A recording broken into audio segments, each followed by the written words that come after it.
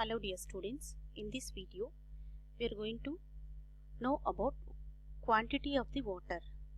Quantity of the water means how much quantity of the water is required per head, that we are going to discuss in this video. Let us know first what are the different kinds of the waters are available.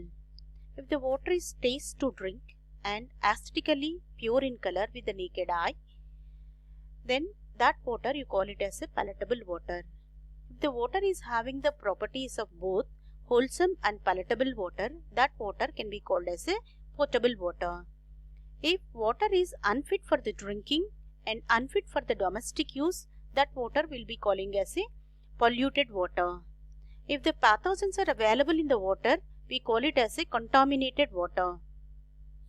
And if we are designing a water supply, the main objectives of the water supply systems, we are supposed to give the efficient quantity of the water and sufficient amount of the water to the public, and safe and wholesome water to the public, and easily availability. We have to make it available for the people very easily. That means it has to be available at the inside the house. Then these three are the main objectives why we are supplying the water for the public.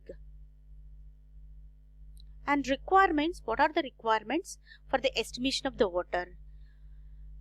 The minimal requirements for the estimation of the water. For the beneficiary, how much quantity of the water is required for the various purposes, that we are supposed to calculate, and then we need to find how much quantity of the water is required from the total quantity of the water, and we have to estimate the total requirement of the water for the as per the need and as per the demand. As per the need and as per the demand. Let us see what are the different types of the demands available. There are 4 to 5 demands available. Those are the domestic water demand. That means for the domestic purpose, how much water is required. That is the domestic water demand. The commercial and industrial demand. The water required for the industrial purpose and the commercial building purpose, and like offices and all those things, that you call it as a commercial and industrial demand. And the public and then residential as well as the industrial buildings are available. There is a chance of catching the fire. During that time we have to fight for the fire. For that also we do require some quantity of the water, that we call it as a fire demand. And demand for the public usages, that means like a public places we do need the water, that you call it as a demand for the public uses. And compensate losses demand. Compensate losses demand is nothing but when we are transporting the water to supply for the public, we are there will be a losses, different kinds of the losses, like when there is a disturbance in the pipeline, there is a disturbance in the valves, there is a breakage in the valves, somebody do tap the water illegally, such kind of the losses also comes into. When if you are calculating all these requirements, then if you combine all these requirements or all these demands, that whatever the amount of the water is coming, that you can call it as the total quantity of the water required to be supplied. Let us see what is the domestic water demand. For the domestic water demand means, then for example, we will be using domestic purpose, we will be using the water for drinking, cooking, bathing and washing of the clothes, washing of the utensils and cleaning of the houses, flushing of the water. For all these purposes we do require the water, and this amount of the water or the quantity of the water domestic requirement depends on the different factors, like habits. Like this quantity depends on the habits of the people or the public, and social status of the public, and climatical conditions, and climatical conditions and the customs of the people. These are all it may increase when habits, then if it is like a highly educated, then if they are working, then they will be using 2 times, they will be bathing at twice in a day, then the water requirement is going to be more. If the social status is more, then they will be using different public different automated systems or machines in the industry, in the house, then we do require the more water. That means in the urbanization, in the urban we do require the more water when compared to the rural. And in the urban areas, when the temperature is high, like a climatical condition, let us take, if the temperature is high, then they do use the coolers, air conditions. And even some of the are in the urban, we do maintain the gardens in the in house itself. And household appliances like the home laundries and dishwashers and etc. and ovens and all those things we will be using. Then the automatically the domestic water demand is going to reduce in the urban areas when compared to the rural.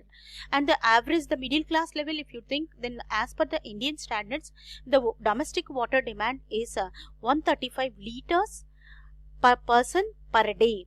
Liters per capita per day. It is called as the LPCD. For the average person, we in Indian conditions, the 135 liters is the minimal requirement. This is only for the pertaining to the domestic water demand. If you, for suppose, if you take the developed countries, it is decided as 350 liters per capita per day. Requirement is there, but whatever the 135 liters is decided according to the Indian Standard Code of Basic Requirements of the Water Supply, Drainage and Sanitation, which is the code is 1172. It was given in the 1983. This is the third edition. And if you suppose, if you take some the total demand, if from the total demand, domestic water demand is takes part the 55 to 60%.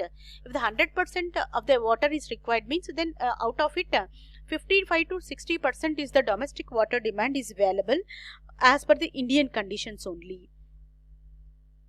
As per the Indian conditions, let us see in the let us go for the next water demand, that is nothing but the commercial and industrial demand. For the commercial and industrial demand means the water required for the office buildings, warehouses, stores, malls, hotels, shopping malls, hospitals, school buildings, temples, theaters is nothing but the movie theaters, and public places like railway station, bus station, all these things do require some of the water. Then depending upon the type of the factory or type of the office, the water requirement is going to vary as mentioned in the slide. Like if it is a hotel and it is serving only the food, then requirement is going to be very less. If it is serving the boarding facilities are available, then the water requirement is going to increase. And if it is schools also, if the day schools, it requires only 45 liters per day per capita per day. And whereas if it is a boarding or otherwise residential schools are available, then as usual for the Indian for the domestic purpose, we do require 135 liters per capita per day. The same also required for the even for the commercial or the industrial purpose also. As per the Indian Standard Code 1172, we do required for the commercial purpose, and the commercial and industrial demand is 45 liters per capita per day. And this the requirement is going to reach the out of the total water demand, 20 to 25% serves this commercial and industrial, 25 to 50 to 55 to 60% is the domestic, and 20 to 25% is the commercial and industrial demand. And even sometimes this industrial demand is used to increase, because if it is a paper mill or otherwise a clothes mill or cotton mill, beverages, refineries, RMC plants, and automobile garages, these do required the more water. Then as it commands, like totally if you take both the commercial and industrial demands, it is going to have a part of 20 to 25%, and this domestic demand is going to be of almost it is going to be of 55 to 60%. And next demand is nothing but the fire demand, that we'll see in the fire demand in the next video. Thank you.